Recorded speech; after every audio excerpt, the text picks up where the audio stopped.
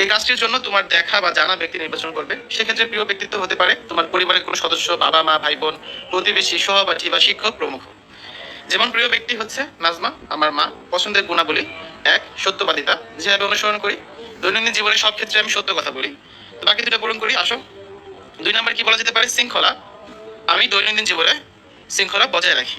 3 নম্বরে বলা যেতে পারে নিয়মানুবর্তিতা, মাকে অনুসরণ করে আমি সকল কাজ নিয়মের সাথে সম্পাদন করি।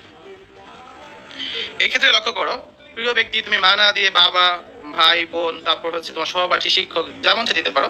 গুণাবলী আরো কিছু লেখা যেতে পারে, যেমন ধৈর্যশীলতা, আমি তার মতো বিপদ আপদে ধৈর্যশীল হওয়ার চেষ্টা করি। তারপর তুমি বলতে পারো পরোপকারিতা, যে আমি তার মতো হচ্ছে কি মানুষকে সাহায্য করার চেষ্টা করি। আরো বলা যেতে পারে যেমন হচ্ছে কি আমানতদারিতা, যখন কেউ আমার কাছে আমানত রাখে আমি সে আমানতে খেয়ানত করি না। তো এইভাবে করে তুমি আরো অনেক কিছু সঙ্গে লিখতে পারো, ঠিক আছে? শিক্ষার্থীরা, এ ছিল আজকে আলোচনা। পরবর্তী ক্লাসে আমরা হচ্ছে 140 পৃষ্ঠার এই যে